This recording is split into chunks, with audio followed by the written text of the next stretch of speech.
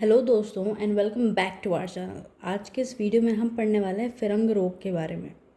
दोस्तों, फिरंग रोग एक उपसर्गजन्य व्याधि है, मतलब कि कम्युनिकेबल डिजीज़ है। अगर आप उपसर्गजन्य व्याधि का परिचय जानना चाहते हैं तो इस वीडियो के डिस्क्रिप्शन बॉक्स में वो आपको मिल जाएगा। दोस्तों, फिरंग रोग को हम मॉडर्न में सिफिलिस से रिलेट करते हैं।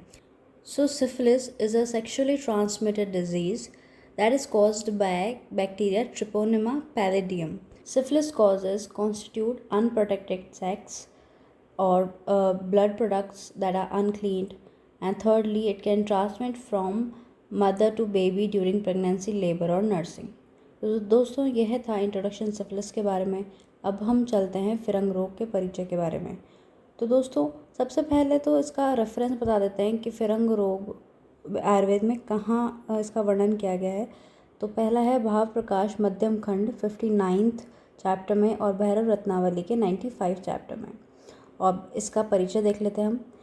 इसका परिचय में लिखा है कि जननेंद्रिय संबंधी वह संक्रामक रोग जिसका प्रसार फिरंगियों के द्वारा भारतवर्ष में हुआ है।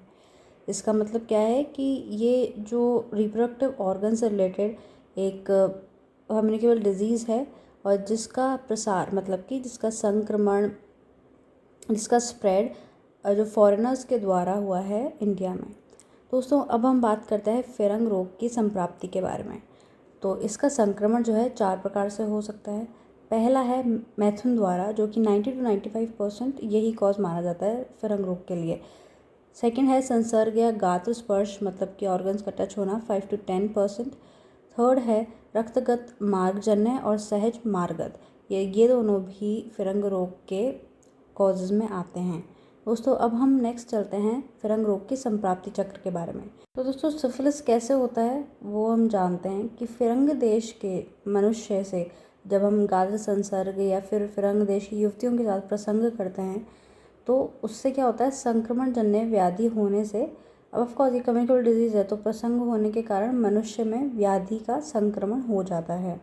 उसके बाद क्या होता है, व्रण उत्पत्ति होती है। जो हमारे सेक्सुअल ऑर्गन्स हैं वहाँ पे व्रण उत्पन्न हो जाता है, जिसे हम हार्ट कैंकर बोलते हैं। दोस्तों, इसके बाद स्वस्थ मनुष्य भी ग्रस्त हो जाता है और उसमें एक ग्रंथि का निर्माण हो जाता है, ट्यूमर का निर्माण हो जाता है और इसे हम कहते हैं फिरंग रोग। दोस्तों, नेक्स्ट हम देखेंगे फिरंग रोग के संप्राप्ति घटक, उसके भेद, उनकी साध्य साध्यता एवं उपद्रव। तो चलिए सबसे पहले हम बात करते हैं फिरंग रोग के संप्राप्ति घटक के बारे में। तो दोष, इसका पित्त प्रधान त्रिदोष माना जाता है। दुष्य है रक्त और लसिका। स्रोतस है शुक्र व स्रोतस। स्रोतोदुष्टि में सिरा ग्रंथि कहते हैं और अधिष्ठान है जननेंद्रिय व समस्त शरीर। दोस्तों, अब हम बात करते हैं फिरंग रोग के भेद के बारे में। पहला है बाह्य फिरंग, सेकंड है अभ्यंतर फिरंग और थर्ड है बहिर्अंतर्गत फिरंग। तो external syphilis, internal syphilis and dual, external and both internal syphilis.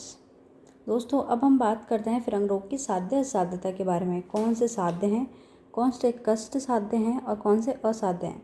तो जो बाह्य फिरंग होते हैं वो साध्य होते हैं और जो नवीन और उपद्रव रहित फिरंग होते हैं वो भी साध्य होते हैं। अब कष्ट साध्य की बात करें तो जो इंटरनल सिफिलिस होता है, आभ्यंतर फिरंग, वो कष्ट साध्य होते हैं, जबकि बहिर्अंतर्गत फिरंग जो होता है वो असाध्य होता है और जीर्ण व उपद्रव युक्त अगर फिरंग है तो वो भी असाध्य होता है। अगर दुर्बल क्षीण रोगी में उत्पन्न फिरंग रोग है तो वह भी असाध्य होता है और अगर सर्व शरीर व्याप्त हो गया है फिरंग रोग तो वो भी असाध्य होता है। नेक्स्ट और लास्ट हम देखते हैं फिरंग रोग के उपद्रव। तो पहला है कार्श्य, मतलब कि रोगी पतला हो जाएगा। सेकेंड है बल्ज है, उसकी स्ट्रेंथ कम हो जाएगी। थर्ड है नासा भंग, मतलब कि loss of nasal cartilage. Fourth है अग्निमांद्य, उसकी जो अग्नि है, जठराग्नि है, वो मंद हो जाएंगी। दोस्तों, फिफ्थ है अस्थि वक्रता, मतलब कि जब अस्थियां मुड़ जाती हैं और कुरूप हो जाती हैं, जैसे कि जेनुवेरस और जेनुवेल्गस में देखा जाता है। और सिक्स्थ है अस्थि शोष, मतलब कि ऑस्टियोपोरोसिस। तो ये थे फिरंग रोग के उपद्रव। तो दोस्तों, यह वीडियो था फिरंग रोग के बारे में। अगर आपको यह वीडियो पसंद आया तो please do like, share and subscribe to our channel Dental and Ayurveda, and we will keep making such videos for you. Thank you so much for watching, guys.